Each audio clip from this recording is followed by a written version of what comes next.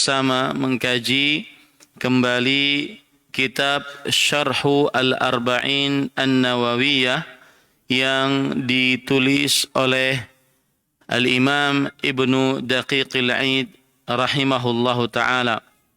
Salawat dan salam semoga selalu Allah berikan kepada Nabi kita Muhammad sallallahu alaihi wasallam, pada keluarga beliau, para sahabat, serta orang-orang yang mengikuti beliau sampai hari kiamat kelak. Dengan nama-nama Allah yang husna dan sifat-sifat yang ulia, jazakallahu khair, kita berdoa, Allahumma inna nas'aluka ilman nafi'an wa rizqan tayyiban wa amalan mutaqabbala, Allahumma amin. Ahibati fillah, afanillah wa iyyakum. Pada kesempatan kali ini kita memulai hadis yang baru, yaitu hadis yang kelima yang dibawakan oleh Imam An-Nawawi rahimahullah di dalam kitab Al-Arba'innya. Al-hadithul khamis an ummil mu'minin ummi Abdillah Aisyah radhiyallahu anha qalat qala Rasulullah sallallahu alaihi wa ala alihi wasallam man ahdatha fi amrina hadha ma laysa minhu fahuwa raddun, rawahul Bukhari wa Muslim. Wa fi riwayatin li Muslimin man amila amalan laisa alaihi amruna fahuwa raddun. Hadis yang kelima, penulis mengatakan dari Ummul Mukminin Ummu Abdillah Aisyah radhiyallahu anha, ia berkata, telah bersabda Rasulullah sallallahu alaihi wasallam, barang siapa yang mengada-ngadakan sesuatu dalam urusan kami ini yang bukan dari kami, maka dia tertolak. Hadis riwayat Bukhari dan Muslim. Dalam riwayat Muslim, barang siapa melakukan suatu amal yang tidak sesuai urusan kami, maka dia tertolak. Taib. Poin pertama yang ingin kita bahas adalah biografi dari perawi yang meriwayatkan hadis ini. Di sini disebutkan Ummul Mukminin. Ummul Mukminin artinya dalam bahasa Indonesia adalah ibundanya orang beriman. Kenapa istri Nabi disebut sebagai ibunda orang beriman? Ini berdasarkan ayat Al-Quran. Allah Subhanahu wa ta'ala menyebutkan bahwa istri Nabi alaihi wassalatu wassalam adalah ibundanya orang beriman. Seperti misalkan dalam ayat Allah berfirman,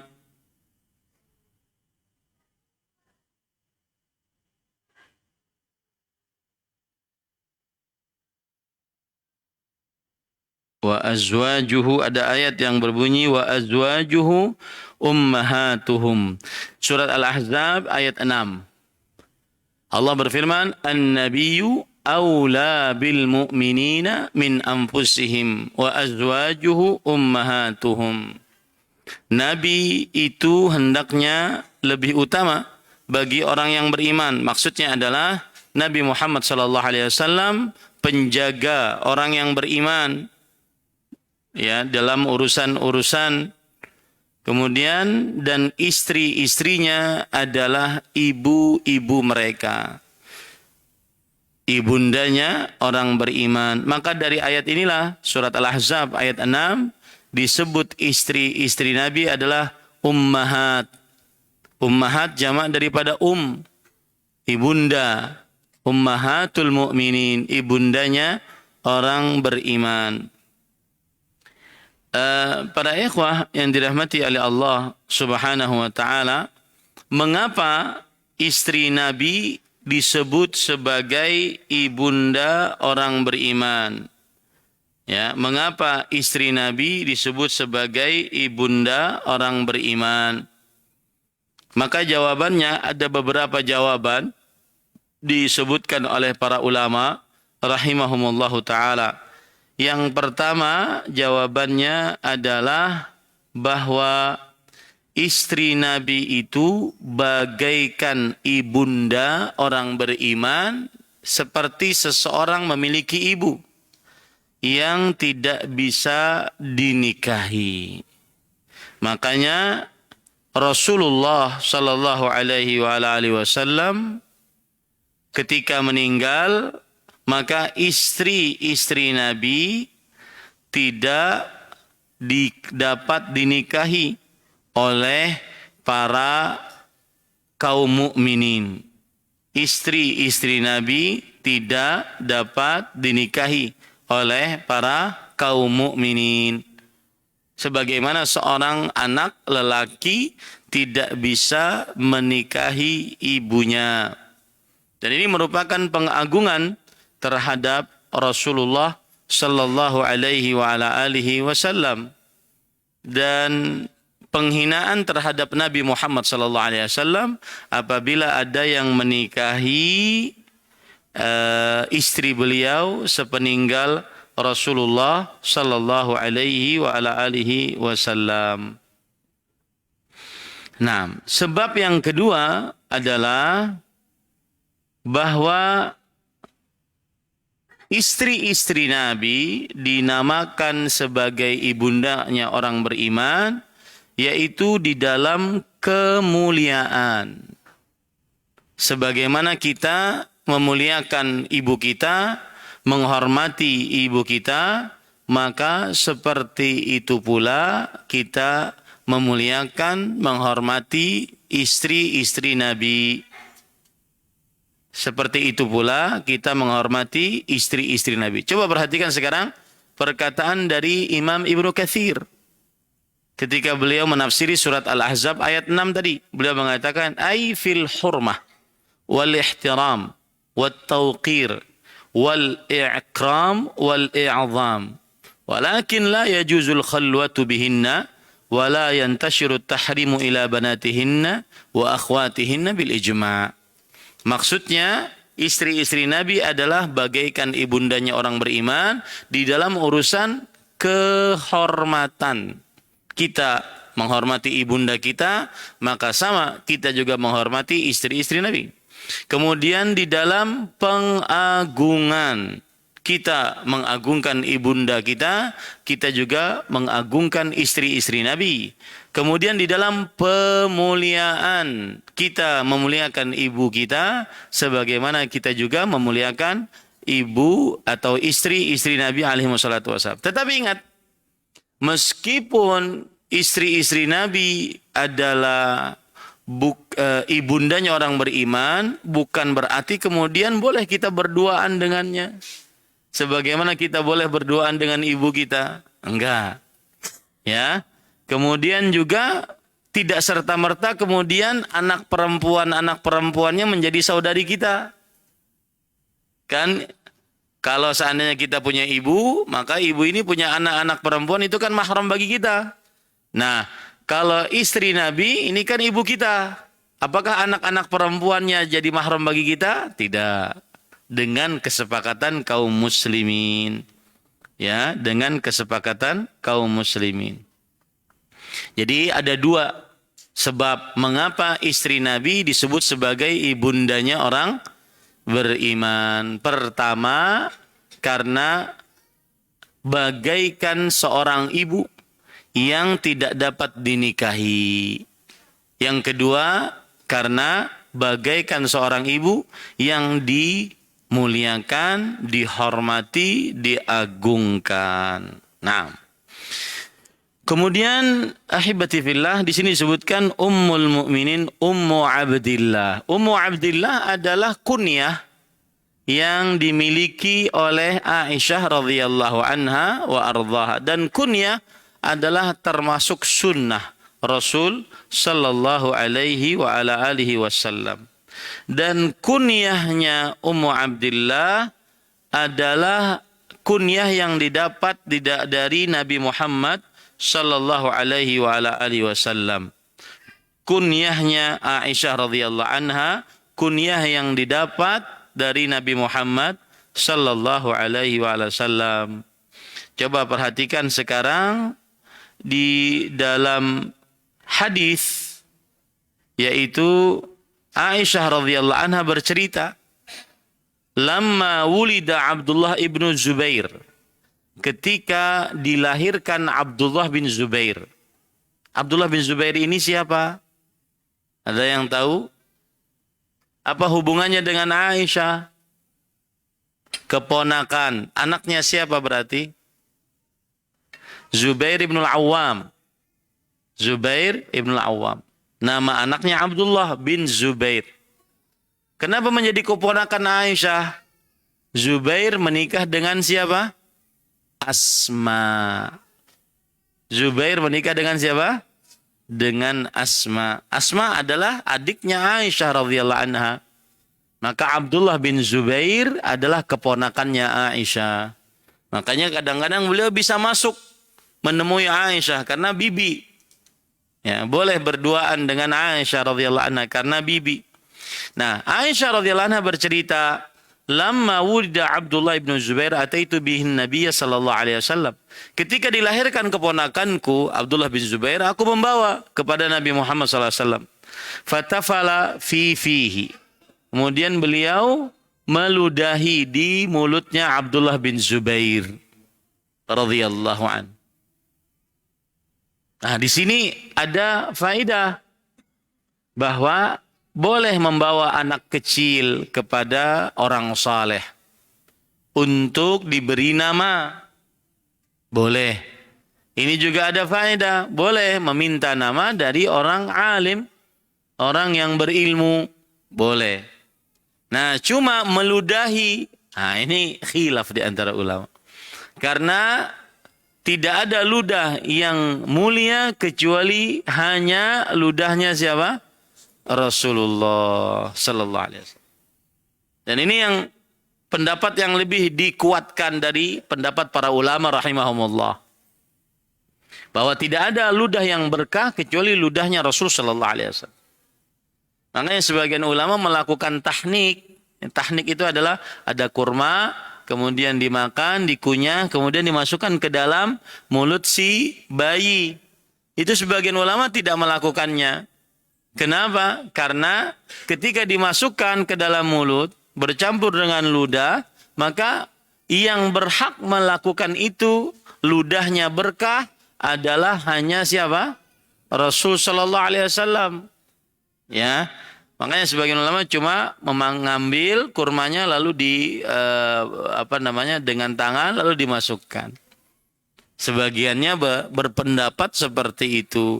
Ada sebagian yang lain mengatakan bahwa tahnik adalah ta'abbudi. Artinya dia memang ibadahnya seperti itu, bukan karena ludahnya. Ibadahnya memang seperti itu. Tapi pendapat yang lebih kuat wallahu alam bahwa boleh saja tahnik dengan mengunyahkan kepada mulutnya. Cuma jangan ada anggapan bahwa ludahnya itu sama dengan ludah siapa?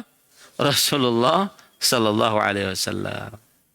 Nah, taib. Fatafala fihi. Lalu Rasulullah sallallahu alaihi wasallam meludahi di mulutnya Abdullah bin Zubair. Fakana awwala syai'in dakhala jawfahu. Maka ludahnya Rasulullah SAW adalah yang pertama kali masuk ke dalam tenggorokan dari Abdullah bin Zubair. Ini keistimewaan Abdullah bin Zubair radhiyallahu an. Wa qala huwa Abdullah. Kemudian Nabi Muhammad SAW mengatakan, ini bayi aku namai dengan Abdullah. Wa anti ummu Abdillah. Dan engkau wahai Aisyah yang membawanya berkunyah Ummu Abdillah, fama ziltu ukanna biha wa ma waladtu qattu. Maka aku masih saja berkunyah dengannya meskipun aku tidak pernah melahirkan. Jadi Ummu Abdillah itu diambilkan dari keponakan. Ini menunjukkan bahwa berkunyah adalah sunnah Nabi Muhammad sallallahu alaihi wasallam. Maka yang belum punya kunyah silahkan berkunyah. Baik laki-laki ataupun perempuan. Bahkan anak-anak pun disunnahkan untuk berkunyah. Ketika Rasul sallallahu alaihi wasallam mendapati seorang anak kecil yang mati burung pipitnya, Kemudian Rasulullah SAW bertanya, "Ya Aba Umair, ma fa'alan Nughair?" Wahai Abu Umair. Abu Umair sahabat Nabi yang masih kecil. Ada apa dengan Nughair? Kenapa burung pipitmu? Nah, ini menunjukkan anak kecil diberi kunyah. Ya, maka silahkan pilih kunyah masing-masing. Dan jangan tertipu, jangan malu dengan konspirasi orang-orang yang mengatakan tuh yang abu pakai abu-abu ungu itu adalah tanda teroris. Enggak, ini kunyah Rasul sallallahu alaihi wasallam. Ya. Ustaz, antum kunyahnya apa? Saya anak pertama Abdullah, maka saya Abu Abdillah. Tapi perlu diingat, kalau kita sedang berkenalan dengan orang, maka kenalkan nama. Karena kunyah itu adalah untuk memuliakan. Kalau kita menyebutkan kunyah kita sendiri, berarti kita memuliakan diri kita sendiri. Nah, misalkan saya nanya, Pak, namanya siapa? Ya, sebutkan nama. Namanya Sunarto, misalkan. Ya, nanti ada yang bertanya, Ustadz, ada nama hijrah, ada nama bukan hijrah. Nah, nggak perlu nama di hijrah, nama bukan hijrah, nggak perlu. Sunarto bagus. Tukimen bagus, ya boleh saja, tidak mengapa, ya. Nah, kalau ditanya kunyah baru apa kunyahnya? Abu Abdillah. Siapa namanya? Ahmad Zainuddin. Apa kunyahnya? Abu Abdillah. Seperti itu, ya. Nah, kemudian para ikhwan yang dirahmati oleh Allah, ini menunjukkan bahwa bahkan yang tidak punya anak pun disunahkan untuk berkunyah. Yang tidak punya anak pun disunahkan untuk berkunyah. Nah, dari sini kita tahu mengapa Aisyah radhiyallahu anha mempunyai kunyah Ummu Abdillah. Kemudian para ikhwan dirahmati oleh Allah Subhanahu wa taala. Jadi nama lengkap beliau adalah Aisyah binti Abi Bakar As-Siddiq radhiyallahu anha. Abu Bakar namanya siapa? Abu Bakar itu kunyah. Namanya adalah Abdullah. Abdullah bin Abi Quhafah. Abu Quhafah, kakeknya Aisyah, kunyah. Namanya siapa? Utsman. Berarti lengkapnya Aisyah binti Abdullah bin Utsman Al-Qurashi. Al-Qurashi. Ini para ikhwan yang dirahmati oleh Allah Subhanahu wa taala.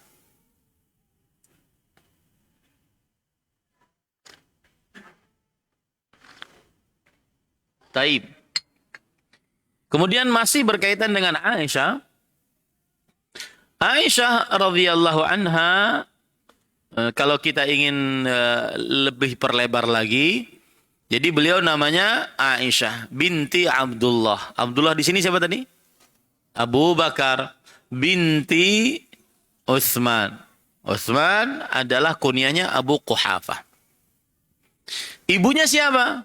Ibunya adalah Ummu Ruman. Ummu Ruman binti Amir bin Uwaimir bin Abdissyams radhiyallahu anha. Jadi ibundanya Aisyah Ummu Ruman. Ummu Ruman ini bukan kunyah, tetapi nama. Ummu Ruman. Ya. Ini bukan nama tetapi kunyah, bukan kunyah tetapi nama. Taib. Aisyah radhiyallahu anha dinikahi oleh Rasulullah sallallahu alaihi wasallam ketika di Mekah saat berumur 6 tahun sebelum hijrahnya Rasulullah sallallahu alaihi wasallam 3 tahun. Jadi Nabi Muhammad sallallahu alaihi wasallam diangkat menjadi nabi dan rasul umur 40. Lalu setelah itu beliau di kota Mekah selama 13 tahun. 3 tahun sebelum pergi ke Madinah, berarti 10 tahun. Berarti umur Nabi Muhammad SAW menikah 50 tahun. Menikahi siapa? Aisyah. 50 tahun menikahi Aisyah radhiyallahu anha di kota Mekah. Ya, di kota Mekah. Umur Aisyah pada waktu itu 6 tahun. Umur 50 menikah dengan wanita berumur 6 tahun. Belum baligh lagi. Dari sinilah sebagian orang mencela Rasulullah sallallahu alaihi wasallam, mengatakan bahwa Rasulullah sallallahu alaihi wasallam adalah seorang yang kelainan seksual, atau misalkan istilahnya pedofil, sukanya kepada anak kecil. Maka bagaimana membantahnya ini? Jawabannya mudah. Apakah yang kalian lakukan sekarang mencela Rasulullah sallallahu alaihi wasallam dilakukan oleh musuh-musuh Rasulullah di zaman itu? Jawabannya tidak. Menunjukkan hal tersebut adalah sebuah kebiasaan. Menunjukkan hal tersebut adalah sebuah apa? Kebiasaan. Itu jawabannya. Yang kedua, nabi-nabi sebelum Muhammad sallallahu alaihi wasallam juga seperti Rasul sallallahu alaihi wasallam, dan tidak ada tuduhan seperti itu. Paham ya? Jadi jawabannya mudah. Kemudian ketika berumur 9 tahun di kota Madinah, ya, Nabi Muhammad sallallahu alaihi wasallam menggauli Aisyah, yaitu saat sudah haid. Saat sudah haid. Dan Rasulullah sallallahu alaihi wasallam wafat, Aisyah radhiyallahu anha berumur 18 tahun. Dan ini merupakan ujian tersendiri bagi Aisyah radhiyallahu anha wa ardhaha. Umur masih sangat muda, seperti lulusan SMA, tetapi tidak mempunyai suami sepeninggal Rasulullah sallallahu alaihi wasallam. Dan ini salah satu pahala tersendiri yang dimiliki oleh Aisyah radhiyallahu anha wa ardhaha.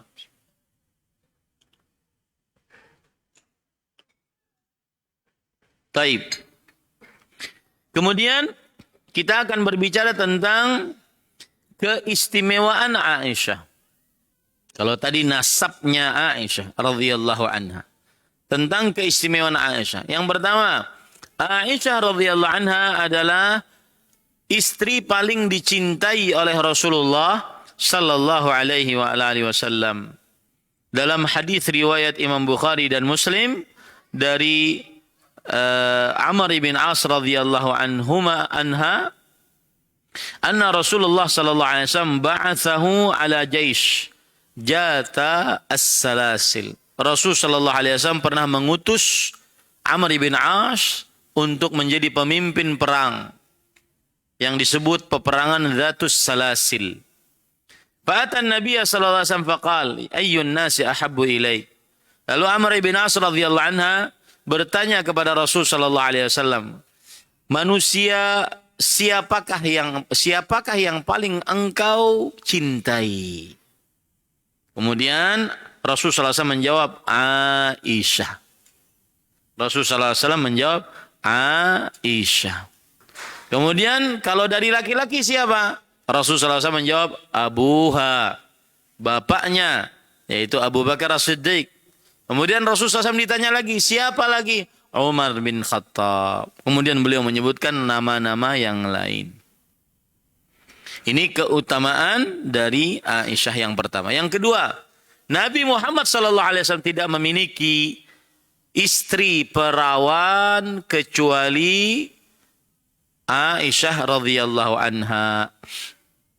Sebagaimana cerita beliau sendiri dalam hadis riwayat Bukhari bahwa Rasul sallallahu alaihi wasallam, Aisyah bercerita,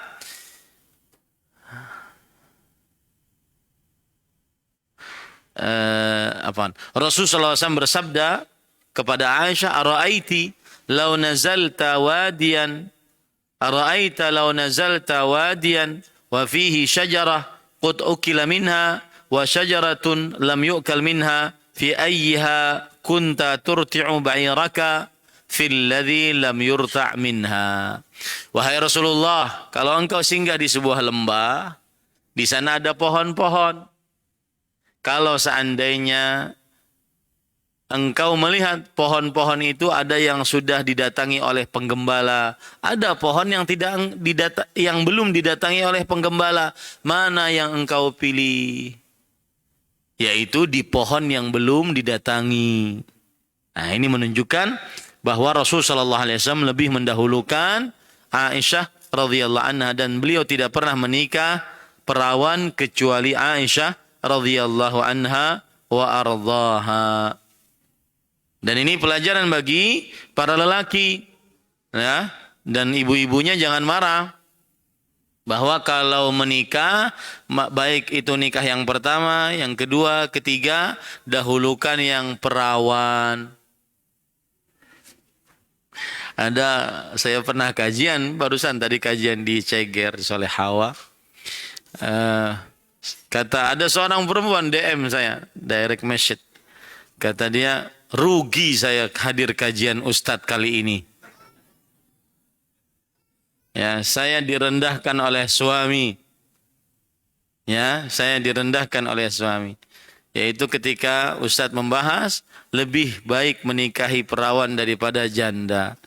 Rupanya beliau janda yang dinikahi oleh suaminya, gitu. Ya, ini kita berbicara tentang hukum syar'i, bukan baperan. Ya. Hukum syar'i. Baik menikah yang pertama, nikah kedua, ketiga, keempat, kalau berani ya, maka pada saat itu carilah yang perawan. Ya, carilah yang perawan. Taib, wahai Rasulullah sallallahu alaihi wasallam menikahnya dengan janda semua selain Aisyah radhiyallahu anha. Maka jawabannya itu karena ada maslahat dakwah. Kalau antum menikah yang kedua, ketiga, keempat, saya kira jarang maslahat dakwahnya. Ya, saya kira jarang maslahat dakwahnya. Bulan yang lalu saya ke Jogja. Saya bertemu dengan seorang kenalan baru saya. Beliau umur 34 tahun. Beristri 3. Laki-laki subhanallah, Masya Allah, Masya Allah. Ya, tetapi hati-hati, omsetnya per bulan 2 miliar.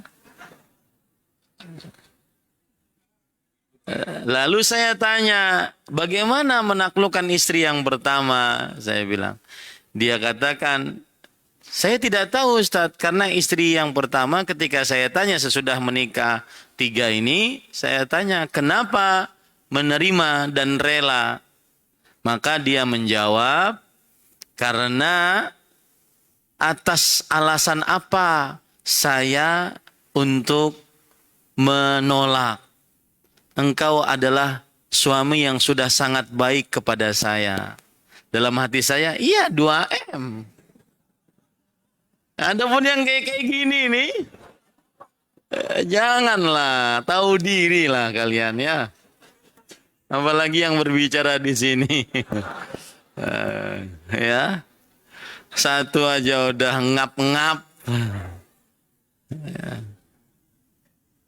Ini para ikhwah, hati-hati ya. Jangan sampai asal nanti menzalimi perempuan.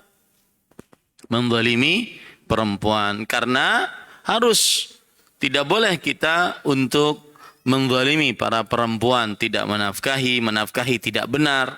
Menafkahi tidak baik. Ya, seasalnya.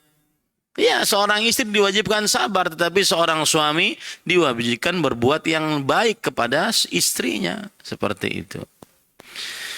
Nah, kemudian ahibati fillah, afanillahu wa iyyakum.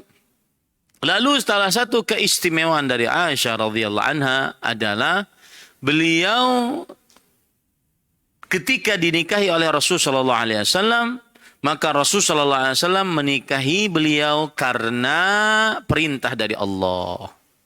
Karena perintah dari siapa? Dari Allah Subhanahu wa taala. Ini kadang-kadang kembali ke masalah poligami tadi ya. Ini saya nasihat kepada para laki. Kadang-kadang, ini kejadian nyata ini. Baru dapat promo maksudnya belum jadi gitu. Baru dipromosikan sebagai kepala sekolah TK. Sudah sebar pesona. Subhanallah, ya. Ada orang bertanya kepada saya, Ustaz, kenapa nggak ngikutin teman dekatnya Ustaz, teman akrabnya? Teman dekat saya melarang saya. Beliau tahu sifat saya, maka beliau melarang saya. Jangan masuk ke dalam dunia ini, Din, katanya. Karena semua bab kitab tauhid sudah kita amalkan. Ada sabar, ada syukur, ada apa lagi? Pokoknya semua sebab kitab tauhid saat berpoligami kita amalkan, Din, katanya. Benar-benar mengamalkan sudah. Sabar, syukur, tawakal, ya. Jadi tidak mudah. Jangan cuma mikirkan yang hubungannya saja. Taib. Yang jelas sudah nikmati saja. Satu nikmati. Selama belum 2M janganlah. Ya. Tapi itu bukan batasan, ya. Nanti dikatakan batasan dari Ustaz Ahmad harus 2M. Enggak.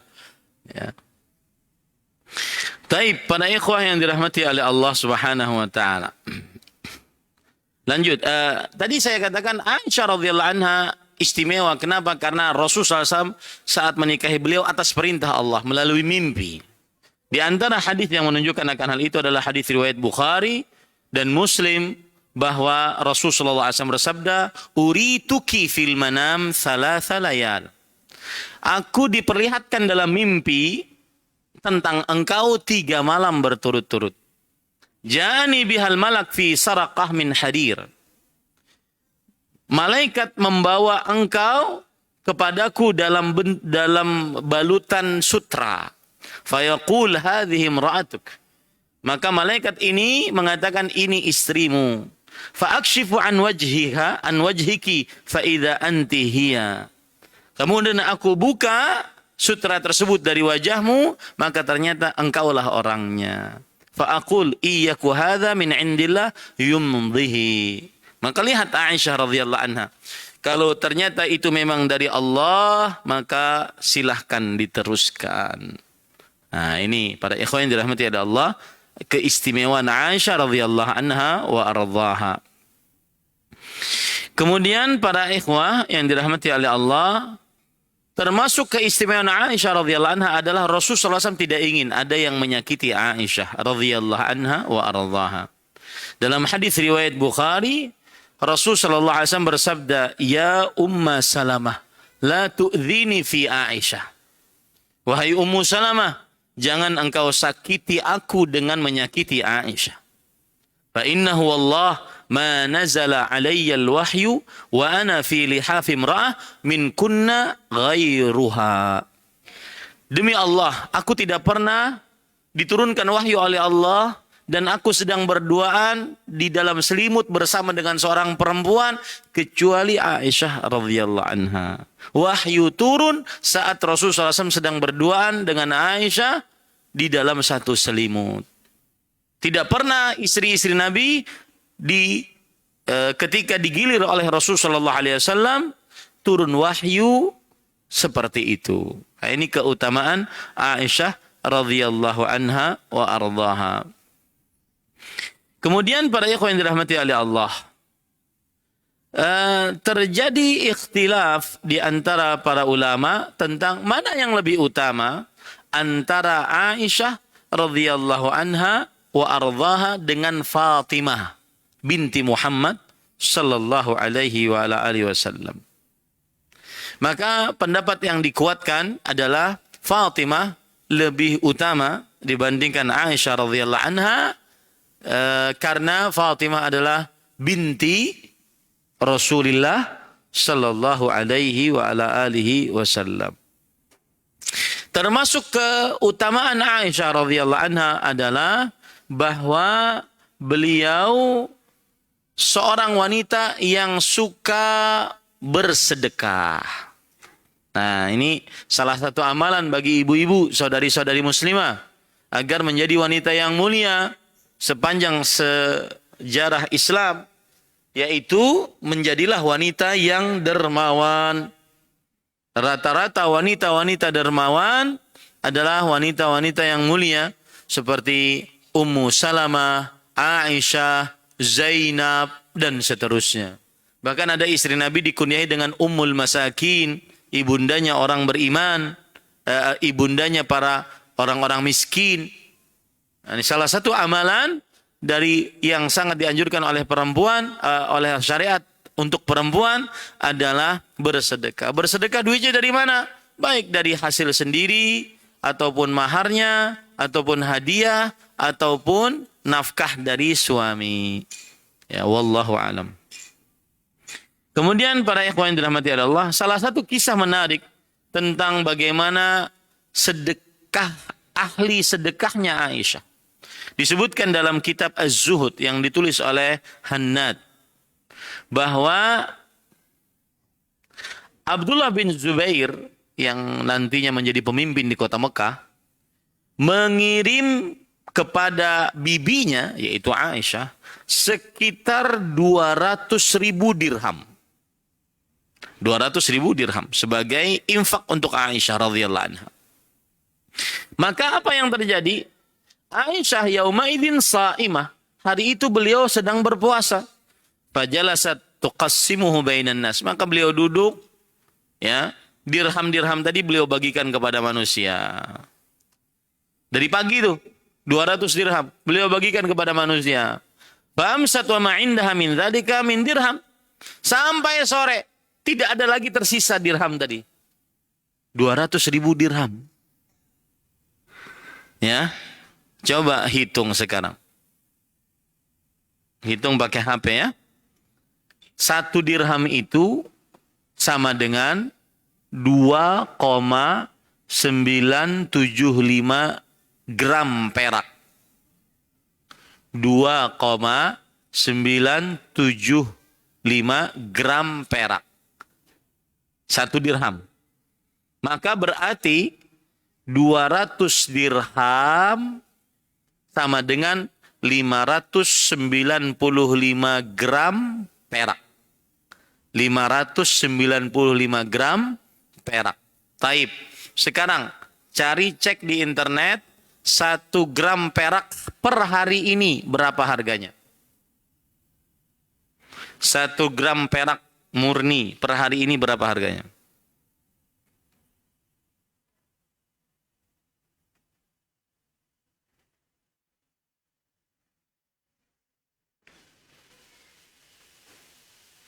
Berapa?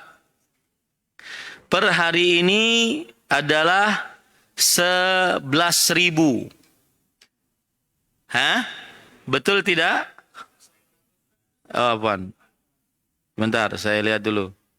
Per hari ini sekitar berapa? 11.000. Anggap 12.000. Kali 595 gram. Mana ini? Kalikan. Berapa dapatnya? Hah? 7 miliar. Bersedekah dalam sehari. Ya, dari pagi sampai sore sedekahnya. Memang wanita-wanita mulia ahli sedekah. Catat tuh baik-baik. Wanita-wanita mulia sepanjang saya ulangi, wanita-wanita mulia sealam semesta sepanjang masa sampai hari kiamat adalah ahli sedekah. Seperti Maryam, Asiyah, Khadijah, Fatimah, Aisyah radhiyallahu anha wa ardhaha. Ahli sedekah. Ya. Ini para ikhwan yang dirahmati oleh Allah. Lalu lanjutan ceritanya. Falamma amsat qalat ya jariyah halumma bifitr. Lalu karena beliau puasa kan, maka beliau panggil budaknya. Wahai pembantuku, tolong sediakan, aku ingin berbuka puasa. Faja'atha bi khubzin wa zait. Maka sang pembantu membawa roti dan zait, minyak zaitun saja. Roti dan minyak zaitun saja. Wa qalat laha aw mastata'ti mimma qasamti al-yawm an nashtariya lana bidirham lahman nuftiru alaihi. Kemudian sang pembantu mengatakan, wahai Aisyah radhiyallahu anha, kenapa tadi tidak disisakan? Agar kita bisa beli daging, agar engkau bisa berbuka dengan yang baik.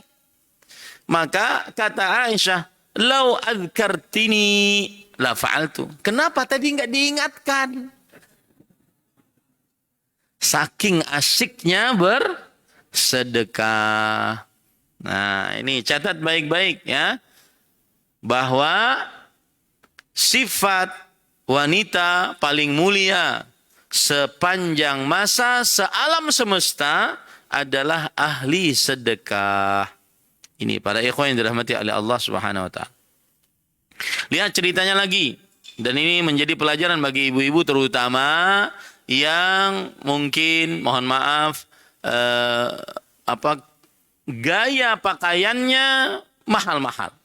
Maka semestinya juga gemar bersedekah. Lihat, Urwah bin Zubair.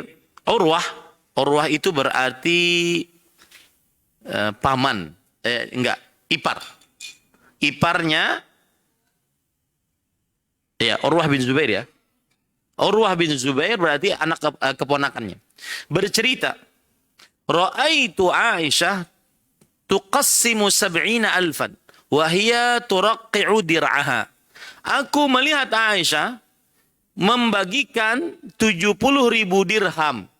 70.000 dirham. Sedangkan pakaian beliau itu bolong-bolong terjahit.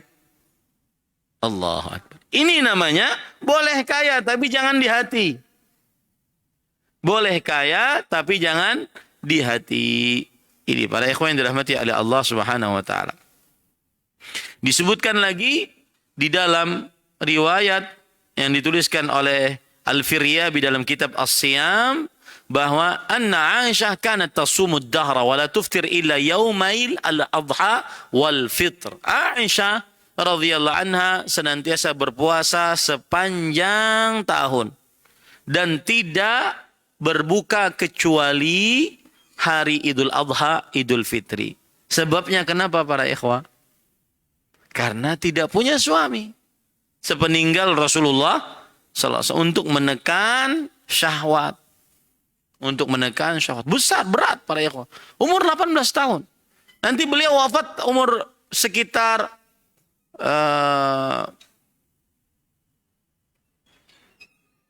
beliau wafat sekitar umur 63 tahun. Jadi menjanda berapa tahun? 63 kurang 18. 45 tahun menjanda.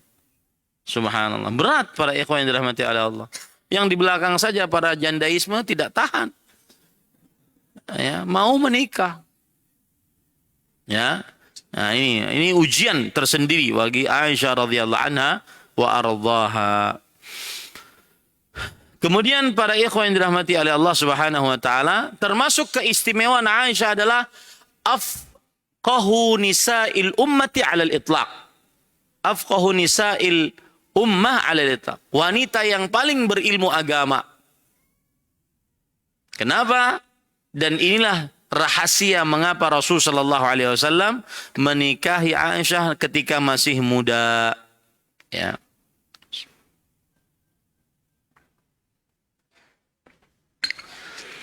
Disebutkan dalam hadis riwayat Imam Tirmidzi, Abu Musa al-Ash'ari radhiyallahu anhu bercerita, "Ma ashkala alaina ashabu Rasulillah sallallahu alaihi wasallam hadithun qattu fasa'alna anhu Aisyah illa wajadna indaha minhu ilman."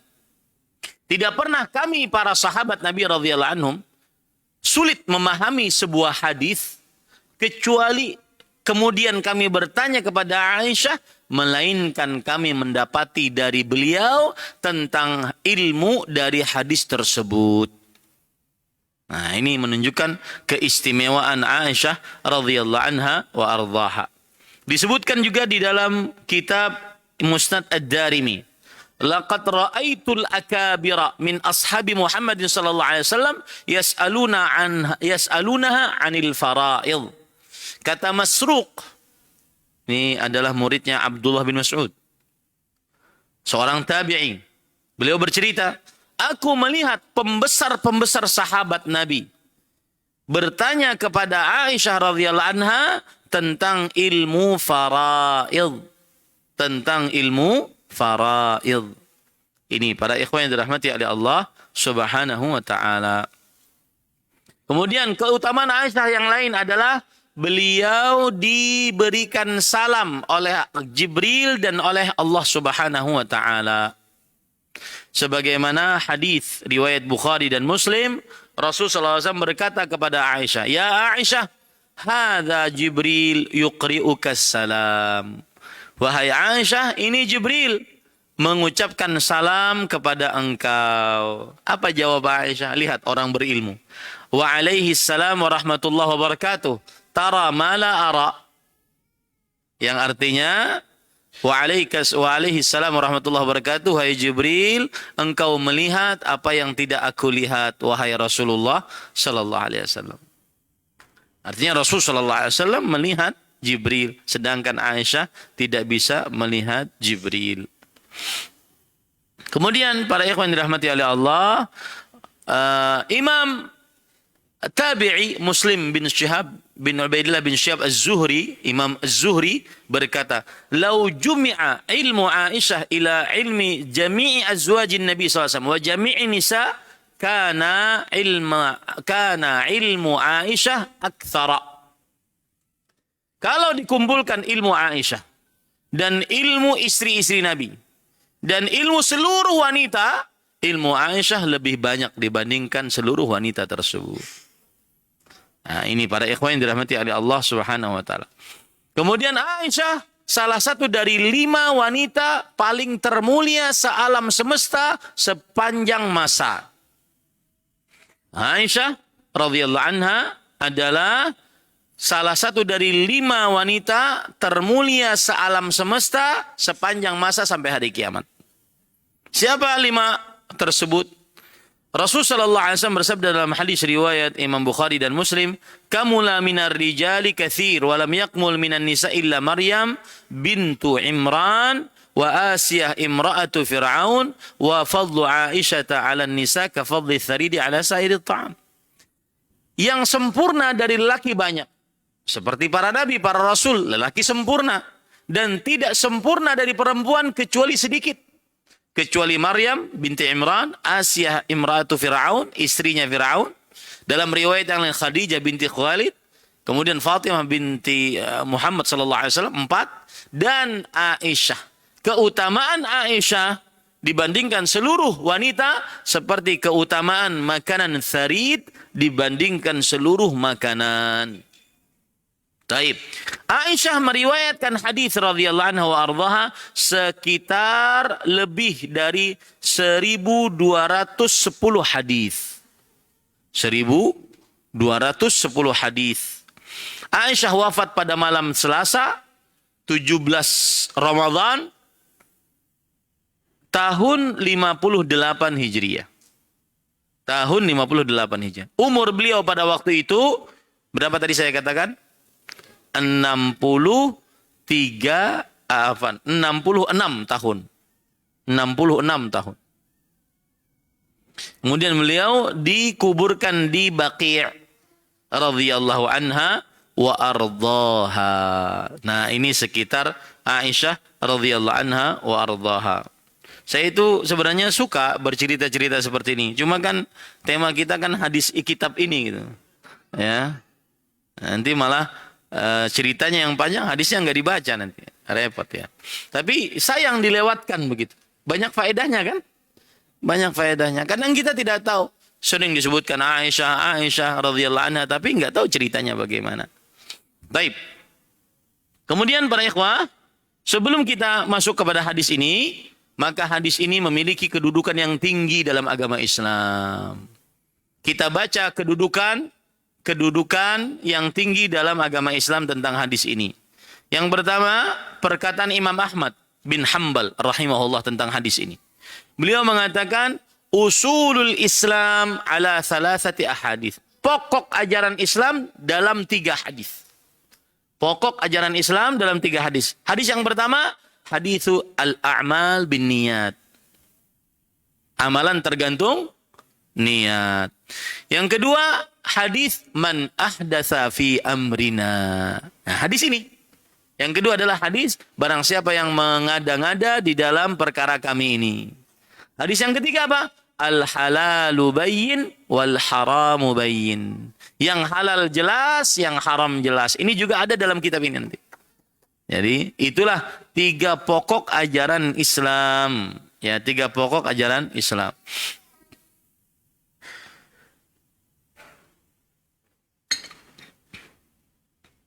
Kemudian lihat lagi perkataan Imam An-Nawawi. Imam An-Nawawi, ulama Islam abad ke-7 Hijriah, wafat pada tahun 696 Hijriah. Beliau mengatakan tentang hadis ini. Hadzal hadis mimma yanbaghi hifdhuh. Hadis ini wajib dihafal. Wa isti'maluhu fi ibtalil munkarat wa isya'atil istidlalat.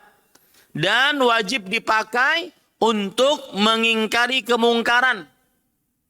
Ya, dan juga untuk pendalilan-pendalilan yang menyimpang. Nah, ini ulama Syafi'i seperti ini. Sekarang yang mengaku bermadzhab Syafi'i malah sering sekali meremehkan hadis ini. Paling dalilnya cuma 1 katanya. Man amila amalan ya fahuwarat. Paling dalilnya cuma itu doang. Padahal ulama-ulama bermadzhab Syafi'i mengagungkan hadis ini. Dan beliau mengagungkan, lihat, hadis ini semestinya dihafal.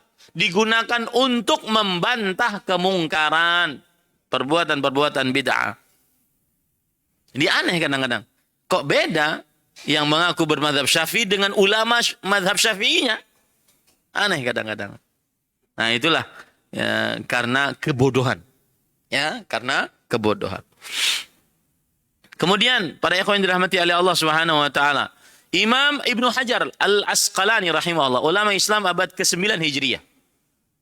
Beliau berkata, "Hadzal hadits ma'dudun min usulil Islam." Hadis ini dianggap sebagai pokok ajaran Islam, wa qa'idatun min qawaidid din. Dan hadis ini termasuk daripada pokok-pokok ajaran Islam. Ini Al-Hafidz Ibnu Hajar Al-Asqalani, Asy-Syafi'i, ulama Islam juga bermadzhab Syafi'i. Nah, ini para ikhwan yang dirahmati oleh Allah Subhanahu wa taala. Baik, kemudian kita baca hadis ini. Nah, baru masuk hadis ini ya. Tadi pendahuluan. Dari Ummul Mukminin Ummu Abdillah Aisyah radhiyallahu anha, ia berkata, telah bersabda Rasulullah sallallahu alaihi wasallam, barang siapa yang mengada-ngadakan. Apa maksudnya mengada-ngadakan? Yaitu membuat sesuatu yang baru dari dirinya sendiri.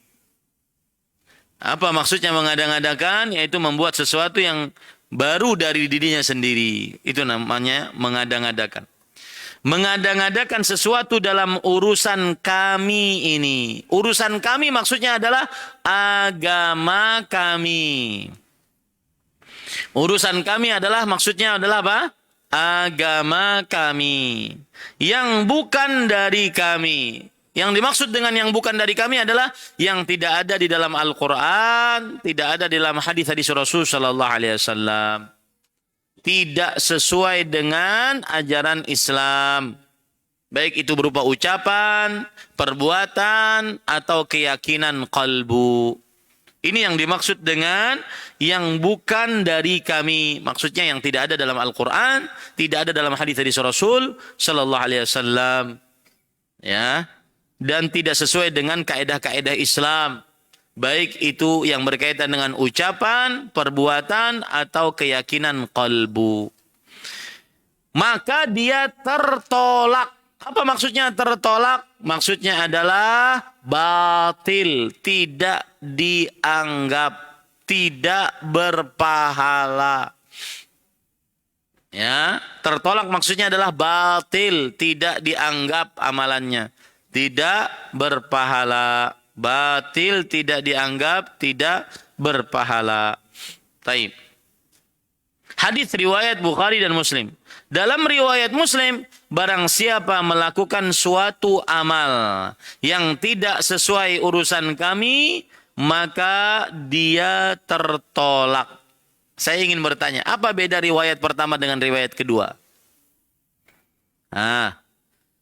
Lihat ya, paham, dengarkan baik-baik, terutama yang tidak punya kitabnya, dengarkan baik-baik. Apa bedanya riwayat pertama, riwayat kedua? Riwayat pertama, barang siapa yang mengada-adakan sesuatu dalam urusan kami ini yang bukan dari kami, maka dia tertolak. Ini riwayat pertama.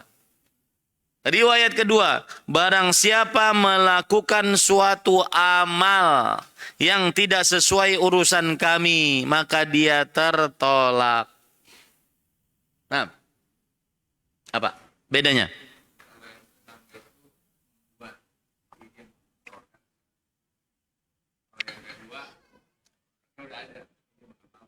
Bagus. Ahsanta, mumtaz, jazakallah khair. Maka yang pertama adalah dia membuat yang baru. Riwayat pertama membuat yang baru. Sedangkan riwayat yang kedua, yang barunya sudah ada, dia cuma mengamalkan, ikut mengamalkan. Dua-duanya tertolak. Nah, itu bedanya. Para ikhwan yang dirahmati oleh Allah Subhanahu wa ta'ala. Taib. Jadi dua riwayat ini penting. Kenapa? Karena ada orang mengatakan, oh saya cuma mengamalkan. Ya, saya cuma ikut-ikutan orang sebelum saya. Yang salah orang sebelum saya dong.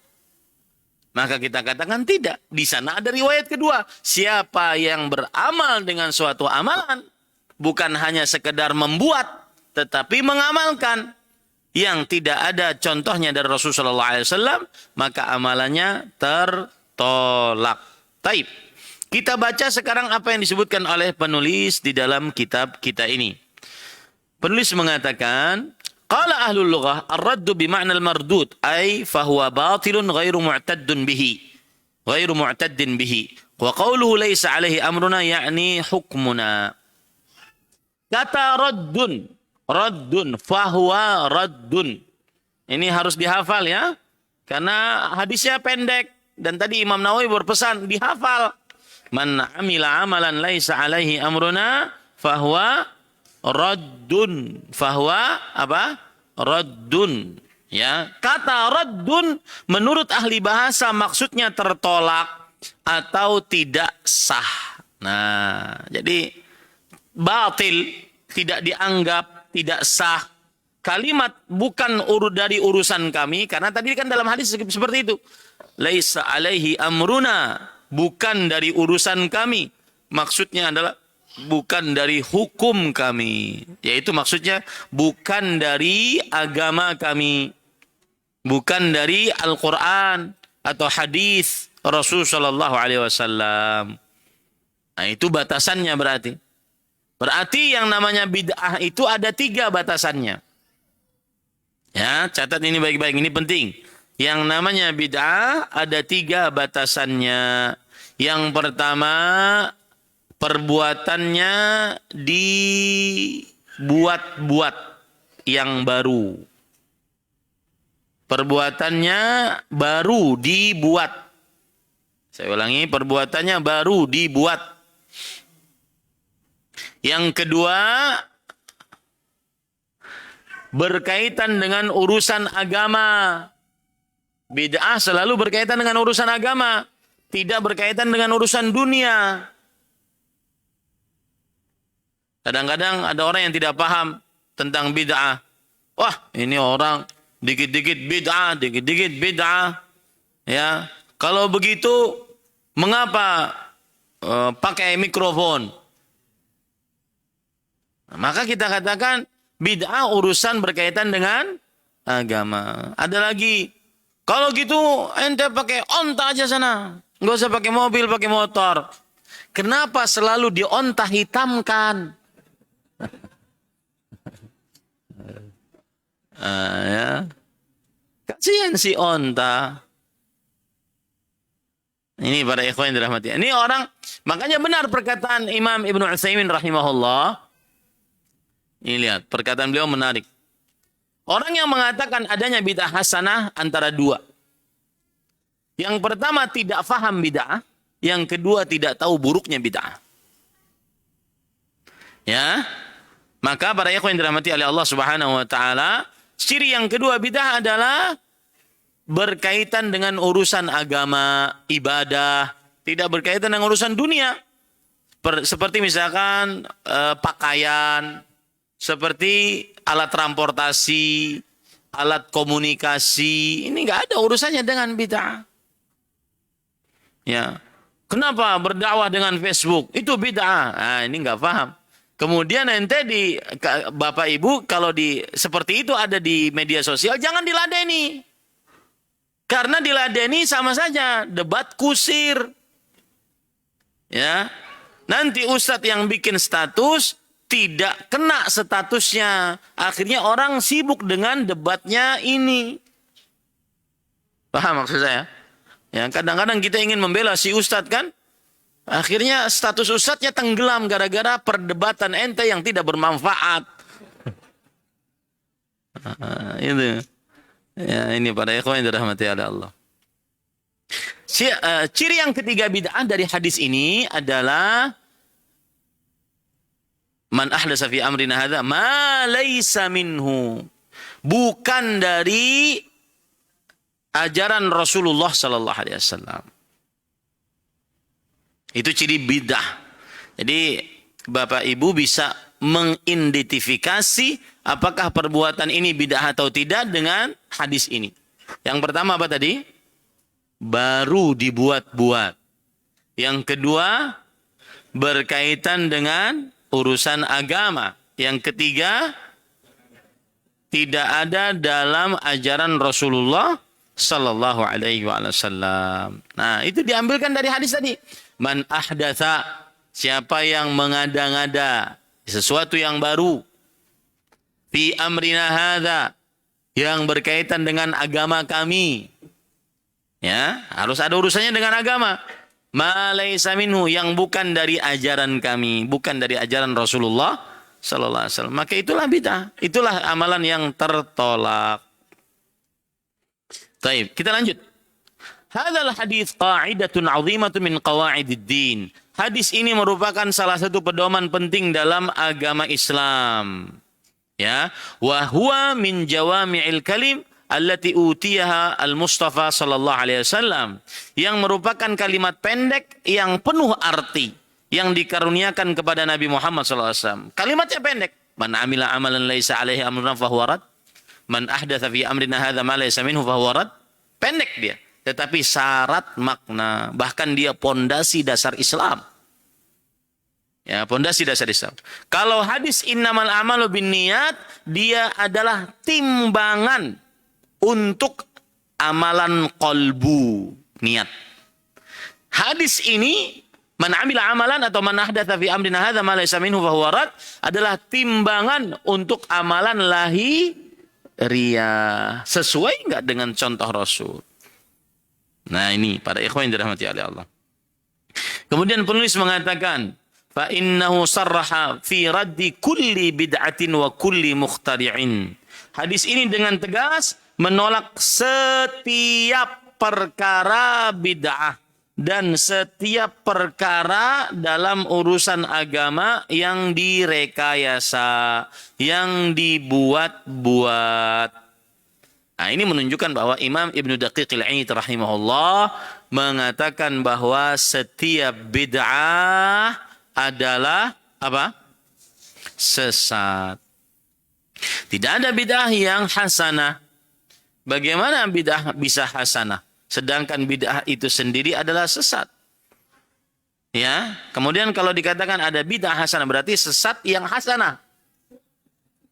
Paham enggak maksudnya? Sesat yang hasanah, enggak ada ini. Ya, ini para ikhwah. Wa yustadallu bi ala ibtali jami'il uqud al-mamnu'ah wa adami wujudi thamaratiha.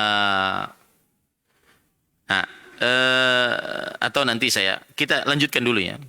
Kemudian sebagian ahli usul fikih menjadikan hadis ini sebagai dasar kaedah bahwa setiap yang terlarang dinyatakan sebagai hal yang merusak. Nah, wastadilla bihi ba'dul usuliyin ala anna an-nahya yaqtadil fasad. Ini perhatiin ya. Setiap yang dilarang oleh syariat Islam pasti menunjukkan kerusakan. Setiap yang dilarang adalah haram, haram menunjukkan kerusakan. Ya. Saya beri contoh.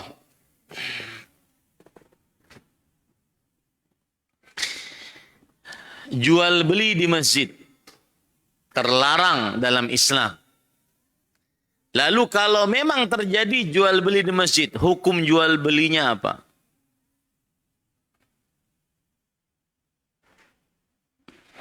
Pakai kaidah tadi.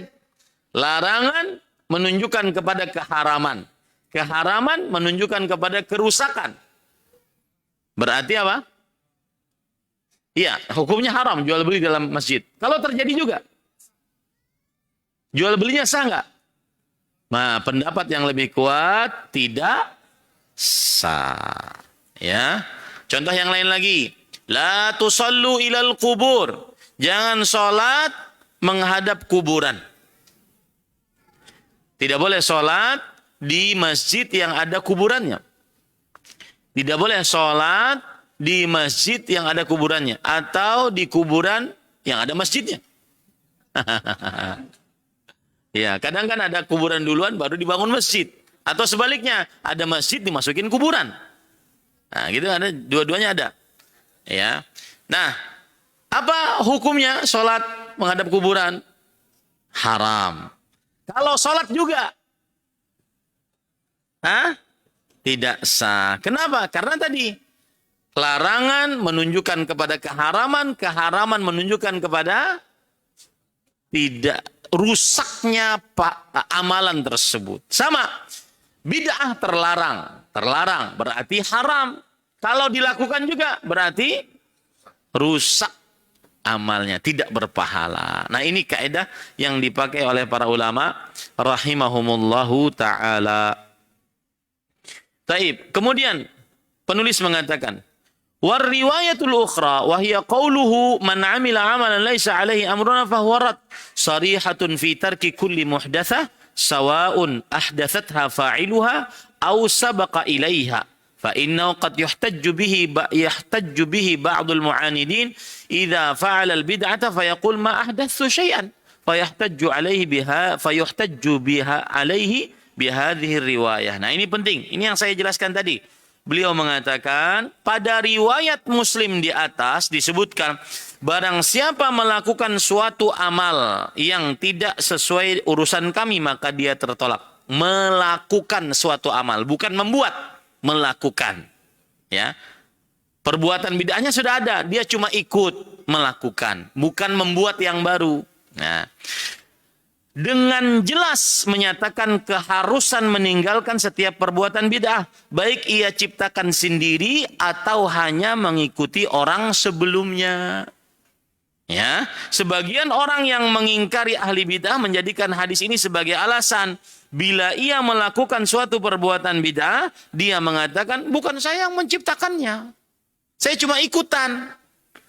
Berarti saya tidak salah, saya cuma mengikuti. Yang salah siapa? Yang buat yang baru. Maka kita bantah dengan riwayat ini. Karena riwayatnya bukan membuat baru saja, tetapi mengamalkan. Pendapat tersebut dibantah oleh hadis tadi. Nah, selesai dulu ya. Belum tidak cukup kita untuk menyelesaikan seluruh yang disebutkan oleh penulis. Karena banyak pertanyaan ini. Saya belajar dari Syekh Ibrahim bin Amir Ruhaili. Ini saya baru dari Solo kemarin. Ada pertemuan daurah syar'iyah yang ke-7. Mengumpulkan ustadz-ustadz sekitar 300-an dari seluruh Indonesia. Diadakan oleh pesantren Imam Bukhari Solo. Dan salah satu pelajaran dari suasana majlis adalah Syekh selalu ingin ditanya. Karena penting untuk menjawab pertanyaan-pertanyaan dari kaum muslimin. Ya. Meskipun kadang-kadang yang menjawab tidak sama dengan Syekh tentunya. Ya, tetapi kita coba melihat apa pertanyaan-pertanyaan yang bisa kita jawab. Aisyah radhiyallahu anha puasa sepanjang tahun kecuali 2 hari raya Idul Adha, Idul Fitri. Bukankah Rasulullah SAW melarang puasa lebih dari 15 hari dalam sebulan? Yaitu puasa Daud saja yang diperbolehkan. Maka jawabannya ini khususan untuk siapa? Aisyah. Karena ada hajat mulihah tadi. Untuk menjaga syahwatnya. Ya, wallahu a'lam. Ini mungkin pertanyaan bulan yang lalu.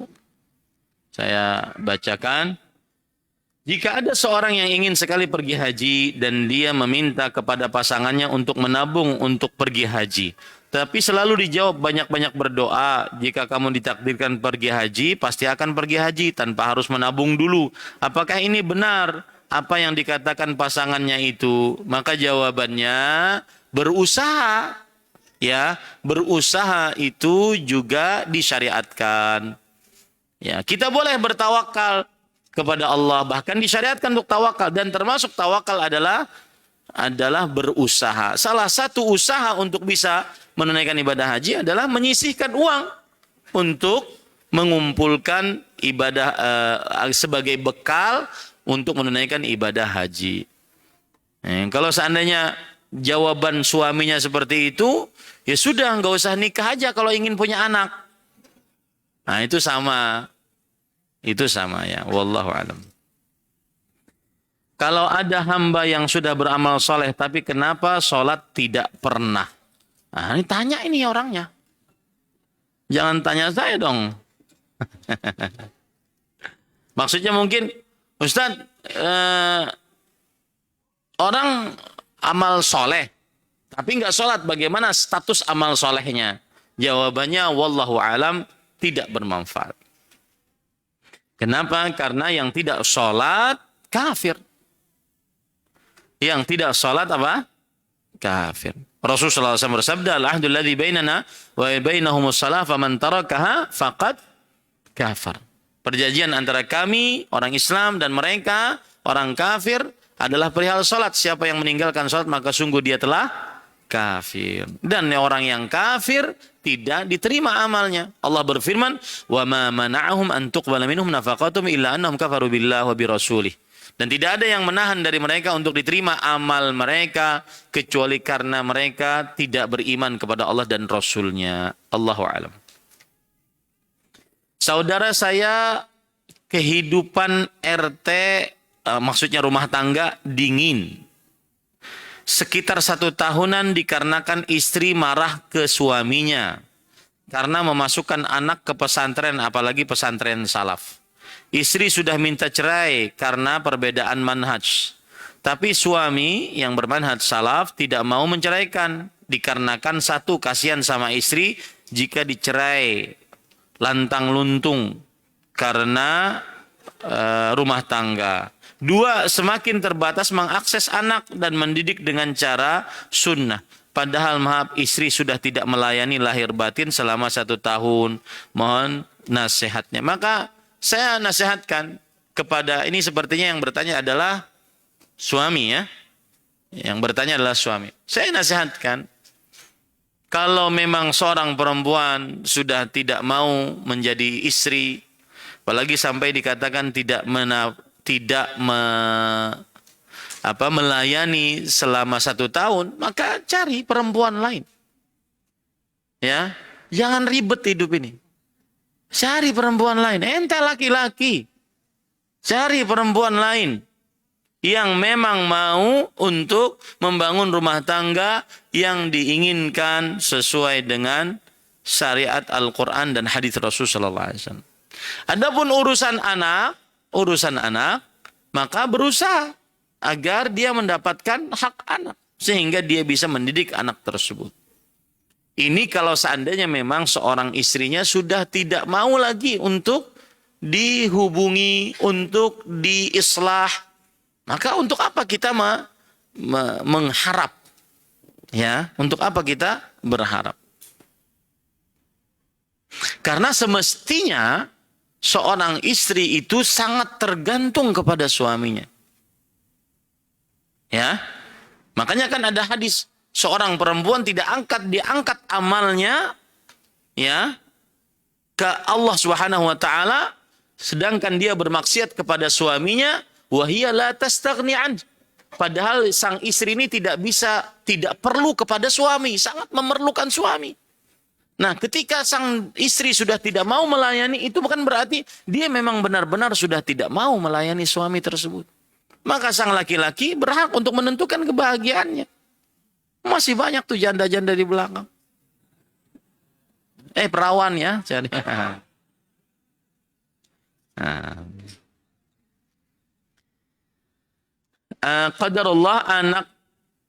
Qadarullah saya anak hasil zina. Dulu ibu pernah teriak di depan umum kalau saya cobaan terberat dalam hidupnya.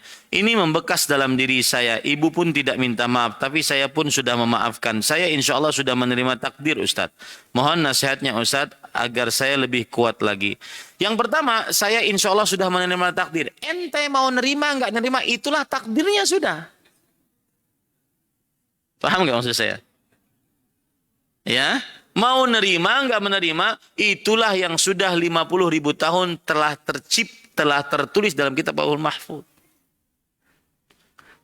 Itu saya koreksi kata insya Allah saya sudah menerima takdir. Nggak perlu insya Allah, wajib menerima karena memang kejadiannya begitu. Bukan saya sedang merendahkan orang anak hasil zina, bukan. Tapi kejadiannya memang sudah seperti itu, mau diapakan? Taib. Sekarang yang kedua, maka jawaban yang kedua adalah nasihat saya untuk yang seperti ini, berbaktilah kepada orang tua. Berbaktilah kepada orang tua. Niscaya Allah akan memberikan keberkahan dalam hidup. Meskipun kadang lisan orang tua tajam karena kebodohan mungkin orang tua, pada saat itu berbaktilah kepada kedua orang tua. Kemudian yang ketiga adalah berdoalah kepada Allah agar diberikan pasangan yang saleh, yang salihah kalau seandainya dia laki-laki, sehingga tidak kejadian seperti yang kejadian pada ibu tersebut. Wallahu a'lam.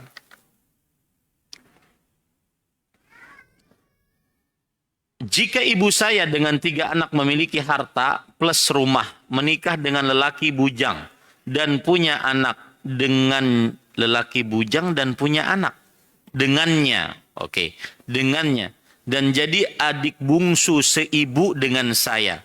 Apabila ibu saya meninggal, bagian waris untuk bapak tiri seperti apa, Ustadz? Jawabannya adalah bapak mendapatkan 1/4 karena punya anak. 1/4. Silakan cek dalam surah An-Nisa ayat 12-13. 1/4 karena suami punya anak. Ya. Wallahu alam. Sebatas apa saja seorang istri jika dipanggil suaminya meski lagi sholat sunnah harus dibatalin? Dalam tanda tanya. Misalnya istri lagi sholat sunnah, suami nanya tentang sesuatu yang tidak terlalu penting. Dan seandainya suami tahu ternyata istri lagi sholat, suami makluminya atau tidak masalah. Apakah istri berdosa bila yang seperti itu? Syukran. Jawabannya tidak. Ya. Yang berdosa adalah ketika sang istri puasa tanpa izin suaminya, sedangkan suaminya ada hadir di tempat. Sang istri memaksakan puasa tanpa izin suaminya, sedangkan suaminya ingin dilayani. Adapun sholat sunnah, perkaranya pendek, tidak sampai 2 menit, 3 menit. Ya, maka tidak berdosa. Wallahu a'lam. Mohon nasihat tegas untuk laki-laki yang belum tergerak untuk sholat jamaah di masjid. Dan nasihat untuk yang masih menunda-nunda waktu sholat. Apakah jika masih suka menunda-nunda, Allah akan menunda rahmat rizkinya kepada kita? Maka jawabannya, nasihat tegasnya adalah bahwa hukum sholat berjamaah bagi laki-laki yang muslim balik berakal mukim itu wajib menurut pendapat yang dikuatkan. Mengapa demikian? Karena Rasulullah SAW tidak mengizinkan seorang yang buta matanya, tidak mempunyai penuntun, antara rumah dia dengan Masjid Nabawi lumayan jauh, kemudian banyak binatang buas, kemudian orangnya sudah tua, tidak diizinkan oleh Rasulullah untuk meninggalkan sholat berjamaah selama masih mendengar kumandangan azan. Dan yang kedua, hukum sholat berjamaah bagi laki-laki yang muslim balik berakal mukim adalah wajib, karena Rasulullah SAW mengancam rumah-rumah yang di dalamnya ada laki-laki yang tidak sholat di masjid akan dibakar. Dan tidak mungkin diancam dengan pembakaran kecuali karena meninggalkan yang wajib. Kalau itu sunnah, tidak mungkin ingin dibakar. Kalau itu sunnah, tidak mungkin ingin dibakar. Itulah nasihat tegasnya. Nah, ya. Wallahu alam. Nah, ini panjang nih. Saya seorang istri yang keempat dari seorang ikhwan, dan kami baru berumah tangga, baru jalan 3 bulan ini. Selama berumah tangga saya merasa diperlakukan tidak adil. Karena apa yang diucapkan suami saya di awal beliau melamar saya beda dengan kenyataannya. Beliau bilang jika istri beliau sudah pada tahu kalau beliau mau menikah dengan saya. Tapi kenyataannya saya hanya seorang istri yang disembunyikan dari istri-istri suami saya. Beliau tidak pernah bermalam di tempat saya. Dan beliau ke tempat saya hanya seminggu sekali. Itu pun hanya 3-5 jam saja. Beliau meminta saya untuk bersabar. Katanya, nanti pasti dia akan bilang ke istri-istrinya. Kalau beliau sudah menikah lagi dengan saya, apa sebaiknya yang harus saya lakukan? Sedangkan hal ini sangat menyiksa perasaan saya. Dan saya merasa ini sangat berat. Karena tidak sesuai apa yang beliau ucapkan. Bahwa beliau siap berbuat adil kepada semua istri-istrinya. Ummu fulan di titik-titik.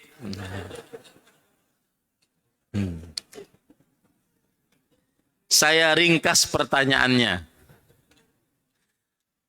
Bagaimana menghadapi suami yang tidak adil jika suaminya beristri 4? Nah, itu pertanyaan. Cukup sudah. Tapi kita harus sabar, laki-laki harus sabar dengan cerita perempuan. Ya, karena perempuan itu ingin bercerita dan didengarkan. Makanya suatu yang sangat tidak disukai oleh para perempuan adalah perkataan suami, ayo cepat, ceritanya cepat, ayo. Ya, maka sabar saya, dengarkan, berusaha menjadi pendengar yang baik. Maka niscaya Anda akan disayangi oleh istri. Jawabannya adalah bersabar. Itulah salah satu resiko berpoligami. Ini saya nasihatkan kepada istri yang bertanya ya, bersabar. Adapun nasihatnya kepada suami, maka wajib adil. Kalau tidak ingin dapat ancaman siksa di akhirat. Makanya saya nasihatkan, nih, perhatikan kepada para perempuan, baik yang janda ataupun perawan, yang ingin dipoligami oleh seorang lelaki. Maka bisa saja, saya tidak mengatakan harus, bisa saja disyaratkan agar ada bukti. Istri 1, 2, 3 mengetahui bahwa engkau akan menikah lagi. Mana buktinya? Ya. Bahkan nih, kalau boleh saya berhayal, boleh aja berhayal ya. Berhayal. Ya, ada orang yang tidak berani berhayal poligami itu. Mimpi poligami aja nggak berani dia. Subhanallah. Mungkin saking takutnya dia sama istrinya. Ya. Ini kalau saya boleh berhayal ya, berhayal. Misalkan ingin menikah lagi, maka saya berpikirnya itu harus ada perayaan sebagaimana yang pertama. Tidak perlu disembunyi-sembunyikan. Harus ngundang orang, harus dirayakan dengan baik. Istri pertama harus tahu. Ya, kemudian pakai catatan sivil. kemudian undangan. Kenapa? Karena pernikahan satu itu mendatangkan ketenangan, rasa kasih sayang, rasa cinta. Semestinya logikanya dua lebih tenang, lebih cinta, lebih kasih sayang. Semestinya kan begitu. Makanya kalau saya boleh berhayal, Allahu a'lam, ya, maka harus pakai perayaan. Harus kan a'linun nikah. Umumkan pernikahan, jangan sembunyi-sembunyi. Umumkan pernikahan. Inilah istri saya yang kedua. Istri yang pertama, dia mau menghadiri, tidak menghadiri, itu urusan. Tetapi diumumkan. Ya, harus lebih tenang. Karena sudah dua yang memberikan ketenangan, ini semestinya lebih tenang. Ya, ini para ikhwan yang dirahmati oleh Allah Subhanahu wa taala. Maka saya nasihatkan kepada ibu yang bertanya, bersabarlah dan mintalah keadilan kepada suami. Dan jangan bercerai. Jangan sedikit-sedikit meminta menggugat cerai. Urusan yang seperti ini. Ini konsekuensi berpoligami. Ini sih teorinya seperti itu ya. Saya juga belum merasakannya. Ya, teorinya begitu sepertinya ya. Wallahu a'lam. Ada yang ingin sekali ditanyakan, qadarullah ini semua terbongkar setelah yang bersangkutan meninggal dunia. Istri selingkuh, semua bukti terbuka ada di HP istri, tersimpan rapi. Kami memiliki anak perempuan, jadi ragu anak ini anak siapa? Untuk melakukan tes DNA, butuh biaya yang lumayan mahal. Anak ini jika bukan anak saya, statusnya bagaimana? Mahram bukan dengan saya. Sakit hati ini Ustadz, ini takdir saya. Ini ngomong-ngomong nih, kenapa? Ini kan hadis arba'in nih. Kenapa jadi kajian parenting ya? Allahu Akbar. Ya. Jawabannya para ikhwah, al-waladu lil firash. Hadis Rasulullah SAW. Yang artinya anak adalah bagi yang memiliki ranjang yang sah. Maka anak ini adalah bagi yang memiliki ranjang yang sah. Sudah akui saja itu sebagai anaknya.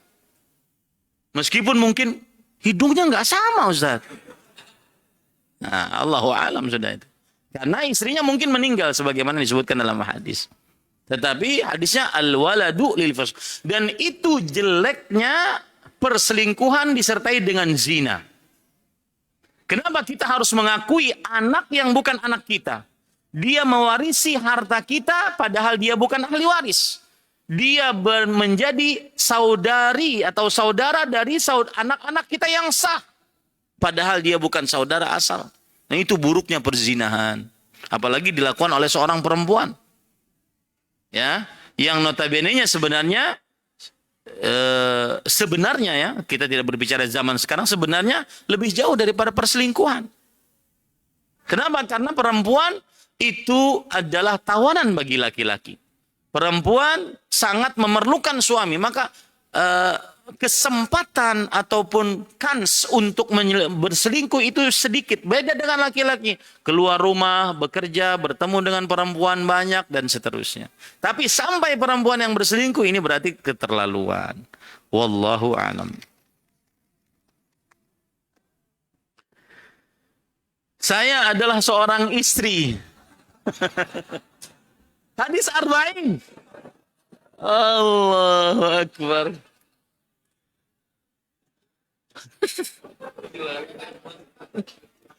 Qadarullah, orang tua saya nggak suka atau benci sekali sama suami saya karena pemahaman orang tua saya nol. Beda dengan saya dan suami saya. Saya sering sekali memberi uang punya saya sendiri tapi bilangnya dari suami padahal bukan dari suami. Karena suami belum mampu. Apakah dari hal itu saya berdosa? Maka jawabannya para ikhwah yang dirahmati oleh Allah Subhanahu wa taala, lebih baik tidak berbohong, tapi berikan saja. Berikan saja dan berdoa agar suaminya benar-benar mendapatkan pekerjaan yang halal sehingga bisa berbakti dan juga menafkahi istri dan anak, kemudian juga berbuat baik kepada mertuanya. Ya, mungkin waktu yang tidak mencukupi. Ini yang bisa saya sampaikan. Wallahu alam wa sallallahu nabiyana Muhammad. Takut kelamaan ya, takut kelamaan ya. Masih banyak pertanyaannya, mungkin nanti kita akan bahas pada pertemuan yang akan datang. Sallallahu nabiyana Muhammad walhamdulillahirabbil alamin. Kita cukupkan dengan kafaratul majlis. Subhanakallahumma hamdik asyhadu an la ilaha illa anta astaghfiruka wa atubu ilaik. Wassalamualaikum warahmatullahi wabarakatuh.